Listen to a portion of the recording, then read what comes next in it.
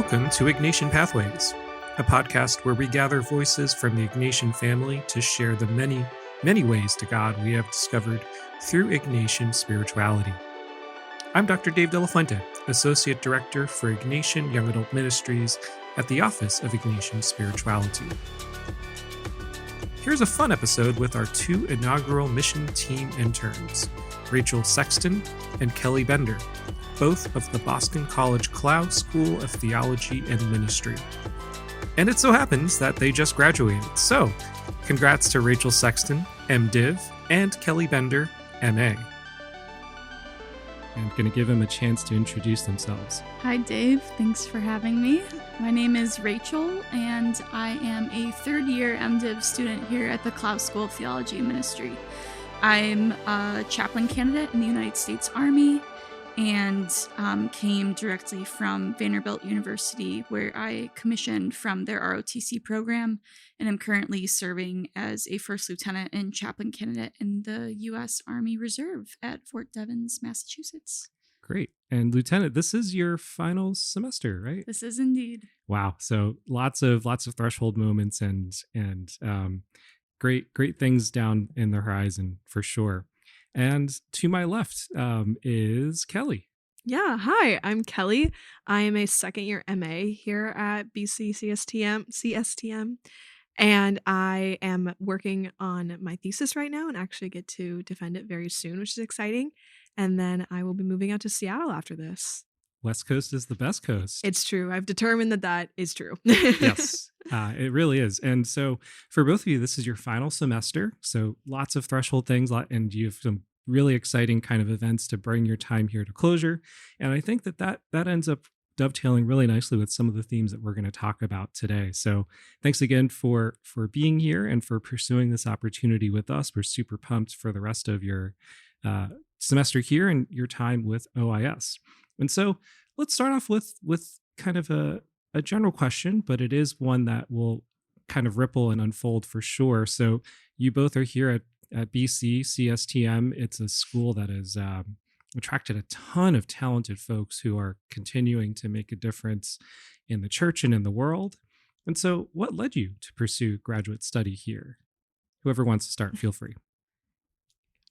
Yeah, I'd love to start. I think this is a great question, especially since this weekend we have our accepted students on campus, which I think always brings a great energy to the campus, and especially when you're in the March lull of things just feel like you're waiting until the next break comes. So it's exciting, but it reminds me of too, like why I chose graduate studies here at the CSTM. But I came out of undergrad and came directly out here to Boston, and I had my undergrad degree in special education and knew that stepping into the classroom was not my next move right away. Mm-hmm. I sat in my senior seminar classes and saw this passion in my classmates for teaching that just wasn't matched on my end. And it made me a little sad, but I was also excited to see where God was going to move in that. And so I had some really great conversations and discerned between a year of service or doing something in studies. And I knew I wanted to get my master's at some point.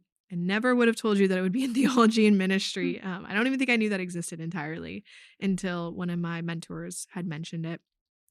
And as soon as she mentioned it, I started applying. I applied to BC along with a few other schools. And BC truly just fell into place in so many different ways between housing, the financials of it, moving out here, having community here. And so that's why I chose it. And I think it's been the move that I know God wanted me to make. So it's been special. Beautiful. Yeah. There's a lot to come back to in a second, but let's also hear from Rachel. Yeah, I'll try to give the short version of this story, but I essentially think that it starts in high school, where I really wanted to play college basketball. I was really doing anything and everything in my ability to make that happen. My junior year of high school, I had a pretty life-altering knee injury, and that kind of indicated for me that college basketball wasn't necessarily going to happen. I just knew I needed all of the time to get better, and with a 10-month recovery to just get back on the court, that wasn't necessarily something that was feasible anymore. So I looked at different schools that I wanted to apply to for undergrad. My brother was a hospital corpsman in the Navy, and he mentioned the ROTC program. And I was like, what's that? Tell me more. And, he said, it's this, it pays for your college. I go, oh, it pays for your college? Sign me up. So I ended up doing my first year at Belmont University, and then I transferred over to Vanderbilt my second year, and was in the ROTC program there for all 4 years. But I truly, within my first couple of weeks there, knew that God had really led me into the Army, into that ROTC program for a reason. I didn't know quite what that meant yet, but as I um, grew in my leadership skills and developed throughout that program, there were so many profound moments of God, just his spirit moving throughout my life and enlightening me in the way that I was to approach life. And I remember at one time I was doing land navigation where you're given a map, a protractor, and coordinate points in the middle of the woods, and you are sent to go find those points, and then you either get a pass or a fail. And so I had failed it the first time at advanced camp, and so I had to redo it. And if you don't pass every event at camp, you fail and you go home and you have to come back the next summer. But I just remember losing my protractor. I was in the middle of the woods, had no clue where I was, and I just dropped to my knees and said, Lord, if you show me where this point is, I will dedicate the rest of my life to you. Which in the moment, right? Are you really going to? But I turned the corner and there was my point. And it was so many moments like that throughout my ROTC experience where I just knew that God had so much more in store for me. And so at that same time throughout advanced camp, I was recommended by my cadre member to look into chaplaincy. And that is not something I ever considered for myself before, but it made so much sense once I looked at the job description and he was able to identify the charisms in me that I didn't even know that I had. And so similar with Kelly, when I was looking for schools, there BC just stood out in terms of it. It not only was going to offer what I needed academically and being very rooted in Catholic teaching, but also the formation aspect was so unique and really like surpassed all of the other schools by a long shot. And it's proven to be true over the past 3 years. Really great stuff right here. And as you were both sharing, there's these resonances with experiences that I've had that certainly our future listeners are gonna really be looking for too. And so I'm gonna skip a little bit in terms of the initial plan of our discussion, because it's closely related. And so in both of your cases, it comes down to these clues that you follow them. And in some cases, it's a clear positive. It's like a mentor or a friend or a family member says, why don't you think about this? And then it's just like, oh, it makes sense. And in other cases, there's an interruption of like, maybe this isn't right for me at this moment, or something else happens that one realizes that plan wasn't necessarily the best one or going to come to fruition. But God works in both of those cases. On the positive side, in terms of clues that I'm thinking about is, well, why did I go to graduate school in theology? Part of it was my undergrad theology classes were really fun. I did really well in it. And then I noticed that even though I had a different major, political science, my questions were ultimately theological. And so the practical level is like, well, if I'm doing better in this, let's just keep doing it. But then it was also, but there's something different here. And so you just shared really powerful experiences and examples. I think our listeners are going to be curious about, well, how do you know? And so are there like sensory experiences, feelings? How do you know in terms of those clues? Anything that comes to mind, feel free to share. I was very blessed to have attended another Ignatian Jesuit university before coming to BC, go Zags. And that really started that whole idea of Ignatian spirituality, which comes with discernment, as you know. And so a lot of my campus ministry experiences were focused around that. And I think I have 2 different examples here. And when I was at the end of my senior year and thinking, okay, I'm not going to go into teaching. What do I want to do? I'd also thought about um, going to grad school for like being a counselor in an elementary school. And I remember sitting in a different mentor's office and she goes, "Okay, Kelly, so let's run through your day and let's imagine your day," kind of similar to imaginative prayer, I guess you could say, of what it'd be like to be a counselor. And she herself was going through a master's program to get her degree in counseling. So she was the perfect person to be talking through this. And I sat there with my eyes closed and she says, "Okay, you just had somebody walk in and now they're talking about this and you're listening." And I had never thought about doing that. And now it's one of my like biggest things I suggest to people when they're discerning Mhm. something bigger like Mhm. this. Um, and I sat there and I don't want to say dread, but I was like, I don't want to sit and listen to people all day long. Like I think I'm a good listener, but like to do that as a job, Mhm. and in ministry we do a lot of listening too. So I Yeah. don't want to sell us short on that. But Right. I think there's a different kind of listening that comes along with Exactly. that. Yeah. Um, so that was example one. And when she went through that, I was like, okay, I think I need to do this theology route thing. And the other thing was I was involved in campus ministry so much in undergrad.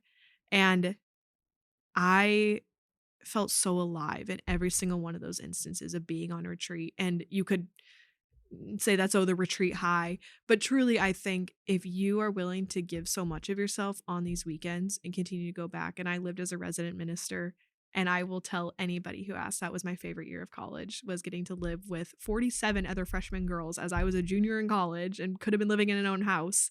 But I love those girls and I still keep in touch with them. But yeah, truly just like, where did I feel most alive? Where did I understand that God's voice was really coming through?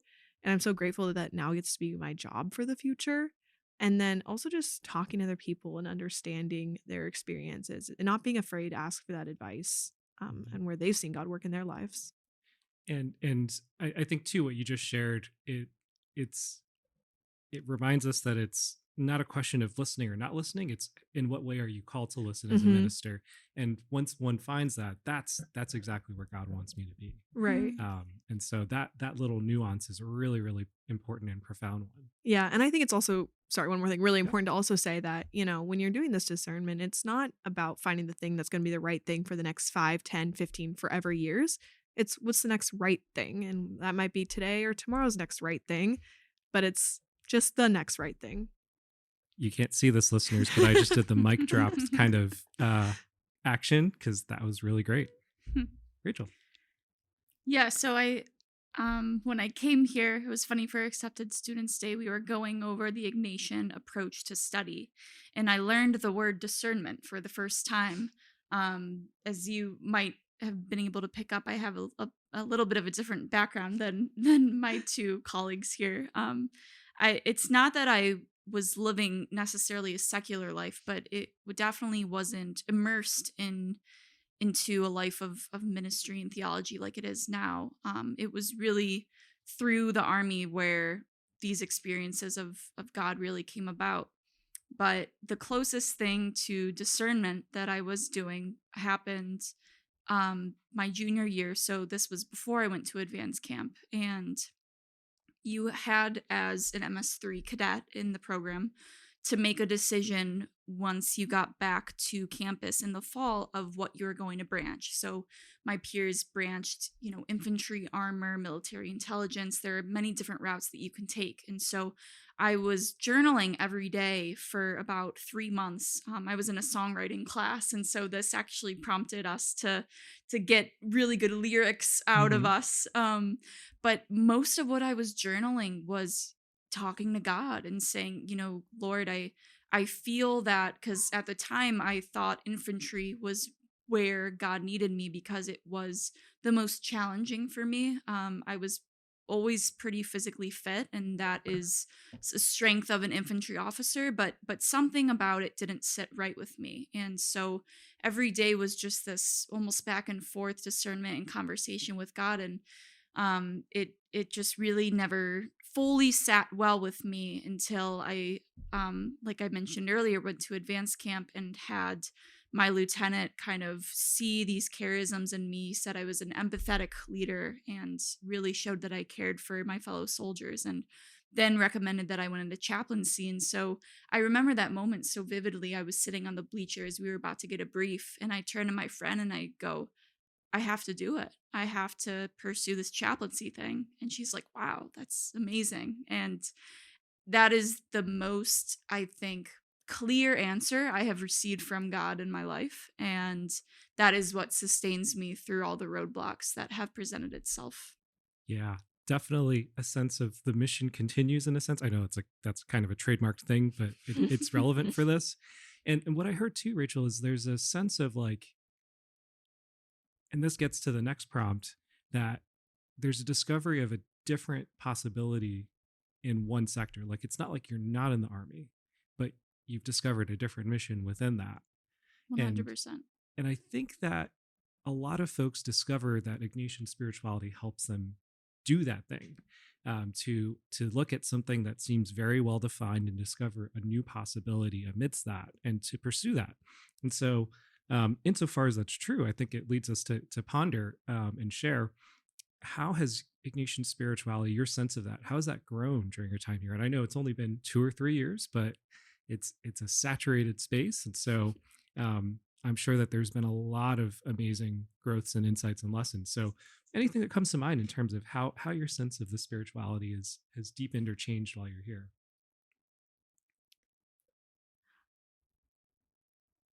I would say, again, I feel like I had a pretty strong background in it before coming here, but I will accredit the Jesuit Ignatian way of education to so much of how I view my own faith now. And just talking with different people, they'll ask you, like, oh, how has it changed? And I don't even know if I could put it into words entirely, but the best way is that it has become such an embodied faith. It's not a Sunday practice, it is an everyday, every hour practice.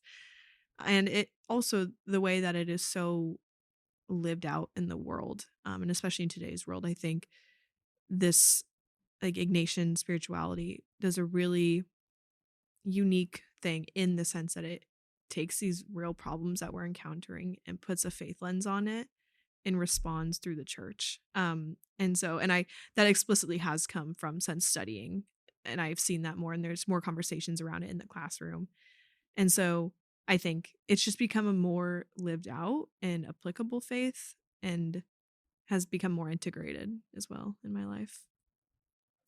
Yeah, I can totally relate to what Kelly said about it not being just a Sunday practice, and really it being this ever pursuing or ever pursual of God and inviting God into every space of your life, even if it's, just going outside for a walk to your car while it's raining and knowing that God's with you in that little Mm-hmm. walk, or, you know, being frustrated when dealing or speaking with a family member, and really inviting like the contemplative and patience into your life, and not reacting how you would as a child, and kind of that then contributing to a growing relationship with your family, and an ever moving relationship where God is now part of it, and is able to just kind of flourish throughout.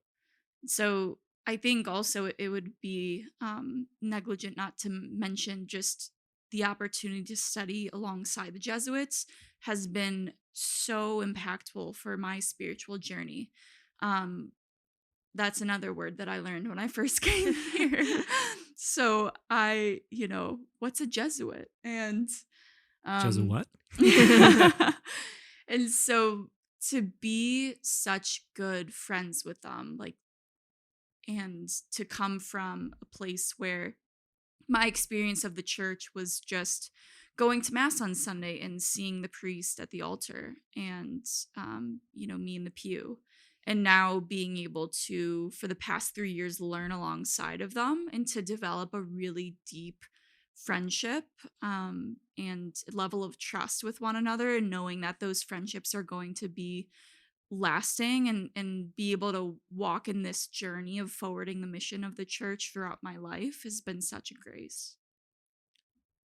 Lots of amazing things. I want to come back to one thing that I think was emerging in what Kelly was saying, and Rachel, you echoed it, and I think it's this combo of because it's so intentional, Ignatian spirituality opens up the possibility of really practicing it daily.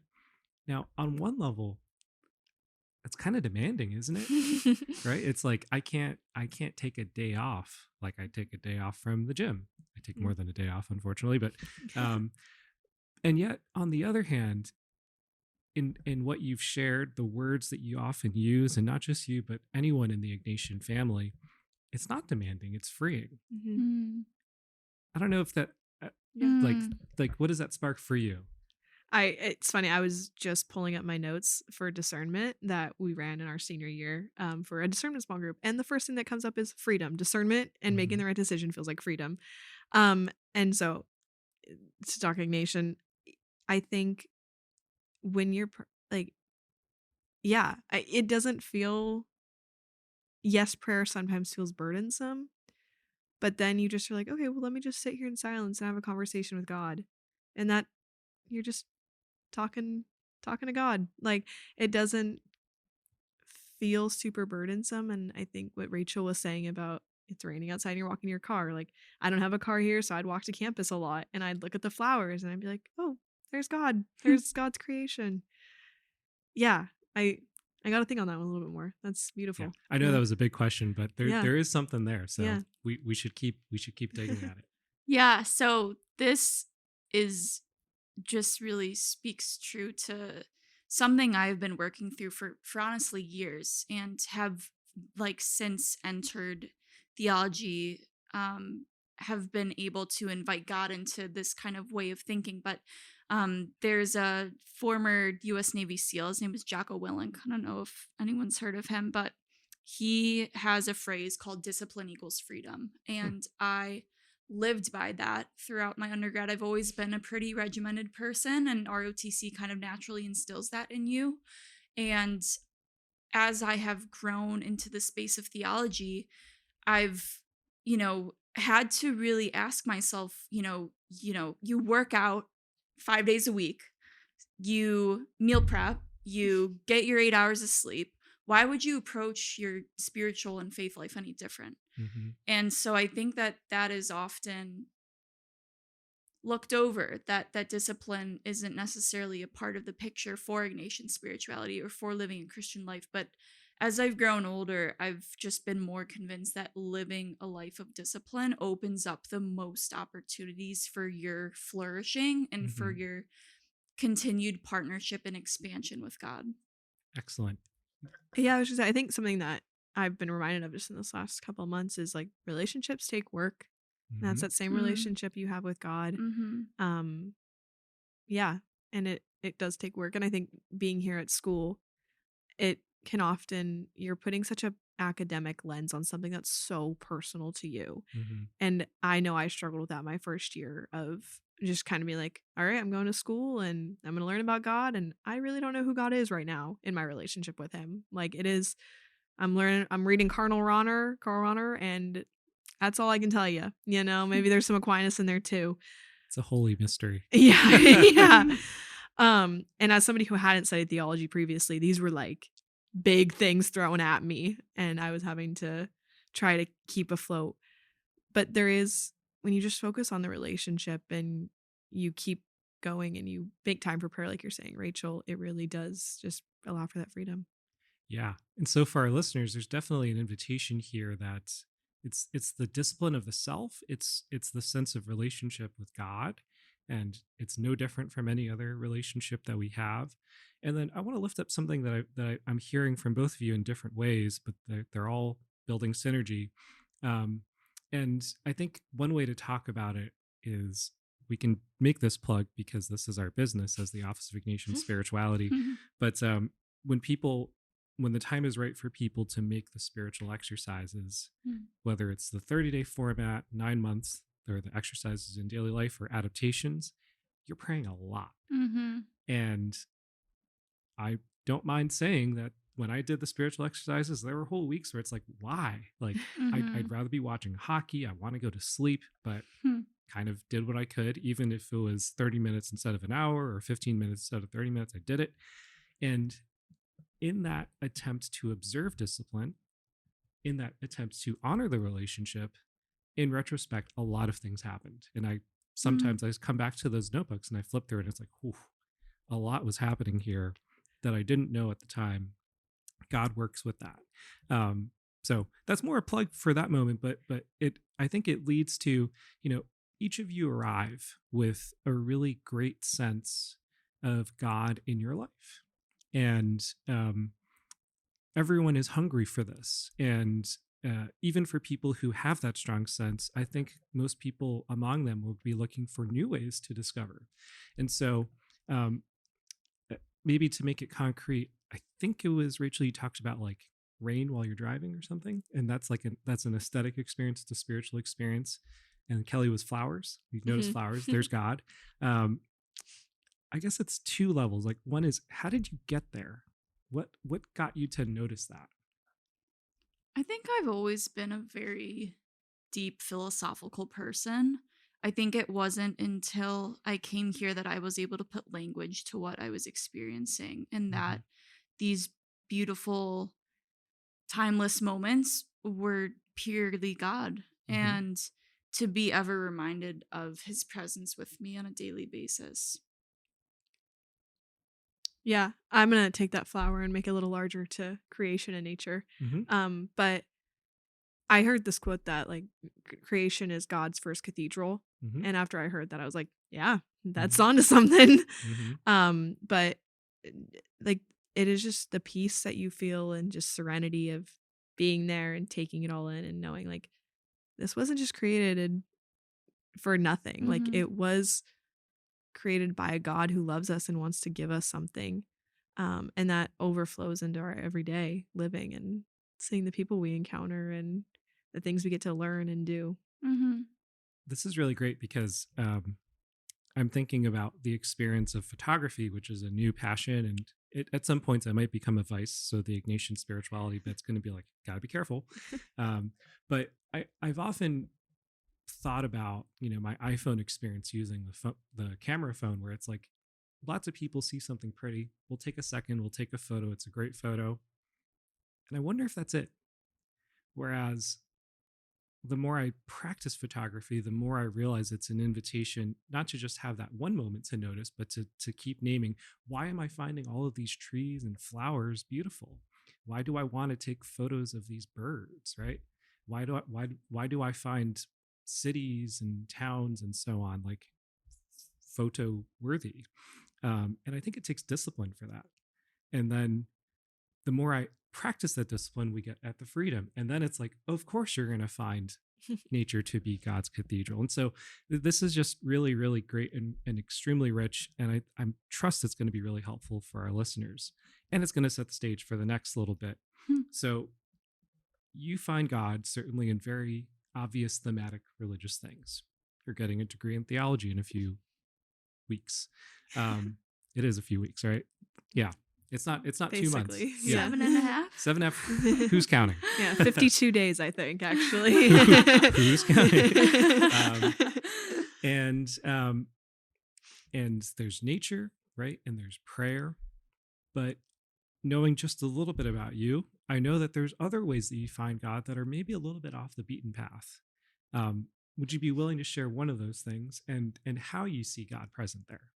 And if it helps, I talked about photography. That's one for me. But what about for you? Yeah, I can talk on that. And I wonder if Kelly and I will have similar answers. I have a Since feeling we will. I think I know what you're going to say. water. No. Okay, no. All right. So I got really into rowing recently and actually spent a little bit of time on the BC rowing team before we tragically found out I was ineligible. But that's for a different podcast. Oh my. And so I had experience similar to Kelly, like just the vastness of God's creation. And I live by a lake in Michigan, Lake St. Clair. And oftentimes I would walk there and just stare out into the lake and getting that, very small glimpse of theology, even just after my first semester taking core narrative of the Old Testament and knowing that, the earth um, wasn't just nothing, that there was something, and it kind of hints that there was water. And so when I'm out on the water in the boat, I feel so close to God in just knowing that that is going back to the beginning of creation, and just the symbolism of our baptism, involving water, and there's just truly a sense of peace on the water that I don't really get anywhere else. Epic. I wasn't thinking about water, and then I Wow. forgot I wrote that whole little piece on Exactly. water. That's what I was thinking of. So I'll brief that, and then I have another one that I actually thought you were gonna have too. Okay. The water, I would say too. I grew up sailing with my dad, and so I think water not only has a connection to creation, but then also just to fun memories with my dad. But when I went up to Gonzaga, I had a paddle board that I took up there, and Gonzaga sits right along a river, the Spokane River, and so that was a huge thing for us students to just walk that, run that. You'd take phone calls and be there. You'd hammock along it. I would paddleboard on it. And it was always the idea that like the Holy Spirit is always flowing within me, beside me, and God is right there with that. And so I think water is similar to that. I think you spoke on that very well, Rachel. The other one I was going to say was baking, which if you know Rachel, she owns her own business and bakes like a fiend. And so this is what I thought she was going to do. But I do it more for a passion. And I think it's just, I love it. And I love the people that I get to do it for and the creativity that gets to be poured into it. I know I have some friends who really benefit around the holidays because I'm like, I have 6 new cookie flavors that you get to try, Or I loved baking cakes for my friends when we were all at home together. So yeah, and I think that's just a fun way to see those relationships. These are all really great, and I hope for our listeners that tantalizes you in terms of the possibilities of discovering God kind of right in front of us. Rivers, lakes, in the food that we bake and prepare and eat, the food that we share, and so many other things. And so that's all really rich. Because we're in, Brighton, in Chestnut Hills, right across the street, and across the river is Harvard University. I'm going to nerd out for a second. So although on one level, this famous Jesuit theologian was not the most exciting person to read, Avery Dulles was extremely influential and fruitful. And actually the thing that floors me about him is his conversion experience. It has to do with water. It also has to do with flowers. And so he's walking along the Charles, and he says he notices a flower in bloom, and then he applies his kind of analytical mind. He was an agnostic at the time and arrived at, essentially it was like, why is this beautiful? Doesn't really make sense on one level, but because I'm at a loss, it has to be God. And that's what set him on an entirely different trajectory in his life. And so it's also cool to be like, well, that was right across the river here. Yeah. And that might be a good place to close too for this podcast, because we are here at a place that I'm not paid for this, but I that's a joke, of course, to our listeners. But I also went to BC, CSTM. And so there's this like kind of sense of nostalgia in a good way, but also a sense of optimism, and realizing how important history is, and the choices that I've made and the ways that God leads people through those histories. That like, this is a space that's very strong in terms of my history with God. And clearly it is for you, even though it's only 52 days left, but the history continues. But we're also linked with the stories of lots of others before and after us who are finding God on these same streets and rivers and so on. And so lots of amazing things to discover in terms of our relationship with God, and hopefully lots of great resources for our listeners. And I hope you hear in this that there's all these great pathways to God that are available. Just need to notice it and commit more to it and develop that relationship with it, and we will find freedom. Special thanks again to our mission team interns and recent graduates, Rachel Sexton and Kelly Bender. To further explore Ignatian spirituality and resources from OIS, visit Igatian.Info. Thanks for listening. Wishing you grace today on your Ignatian way.